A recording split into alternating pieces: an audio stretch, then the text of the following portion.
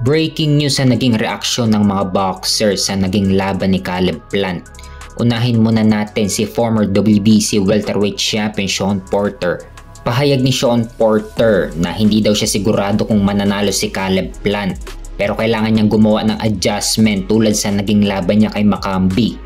Kailangan niyang itulak pabalik itong si Resendiz. Pahayag naman ng isang boxing fan na another big fight ruin.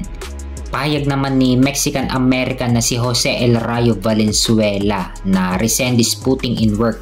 So ito naman ang naging pahayag ni Edgar Berlanga. Hindi ko pwedeng banggitin dito sa aking YouTube channel, baka magalit si YouTube. So basahin nyo na lang mga tol. So ito naman ang isang pahayag ni Edgar Berlanga na Yusof. So inasar pa ni Berlanga itong si Caleb Plant sa pagkatalo niya kay Resendiz. Meron kasing statement dito si Caleb Plant na gusto niyang makalaban si Edgar Berlanga. At shinare ito ni Edgar Berlanga at inasar pa niya si Caleb Plant na Yusof. Ito na kasi ang pangatlong talo ni Caleb Plant sa kanyang boxing career. Una siyang natalo kay Canelo Alvarez, pangalawa kay David Benavides, at ngayon naman kay Armando Resendiz.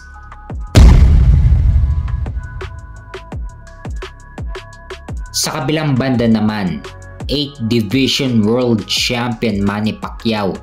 Nagsimula na ang day 1 ng training niya sa US. Makikita sa shadow boxing niya na kahit sa edad niya na 46, nandun pa din yung hand speed niya. Wala pa din pinagbago. Ang dapat trabahuhin ni Pacquiao ay yung footwork. Kailangan maibalik niya yung dati niyang in and out na galawan. Kasi mapapansin sa huling laban niya kay Yordenis Ugas, sa round 3 pa lang, ay hindi na niya masyadong maigalaw yung mga paa niya dahil nagka-cramps sa round 3 pa lang.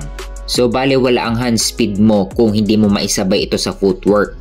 Kaya kailangan talagang maibalik ni Pacquiao yung dati niyang footwork, lalo na ngayon na malaki si Mario Barrios. Kaya ang kailangan ni Pacquiao hand speed, footwork at stamina. Hand speed dahil hindi malalaman ni Barrios kung saan manggagaling ang mga binibitawang suntok ni Pacquiao. Footwork kailangan ni Pacquiao para hindi siya mahuli ni Barrios. Yung fighting style kasi ni Barrios, nakatayo lang siya sa harap mo. Kaya pabor kay Pacquiao kung maibalik niya ang dati niyang footwork na in and out na galawan. Tinanong si Pacquiao ng reporter kung ano daw ang masasabi niya sa ginawa ni Devin Haney na puro takbo lang ang ginawa. Pahayag ni Pacquiao na naging popular daw yung boxing dahil sa suporta ng mga boxing fans. Siguraduhin mo daw na kada laban mo ay masasatisfy lagi ang mga boxing fans. Give and take kumbaga. Nagbayad sila para mapanood ang laban mo at suklian mo naman sila ng entertainment. Yung tipong mag-e-enjoy sila kapag pinapanood ang mga laban mo. Dapat balance, hindi mo daw masusuklian ang mga sakripisyo na ginawa mo kung hindi mo masasatisfy ang mga boxing fans or hindi mo mabibigyan ng entertainment ang mga boxing fans.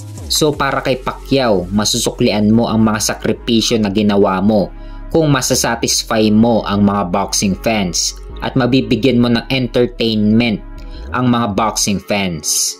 So sa darating na July 19, asahan natin na all-out war ang magiging laban ni na WBC welterweight champion Mario Barrios versus 8th Division World Champion Manny Pacquiao.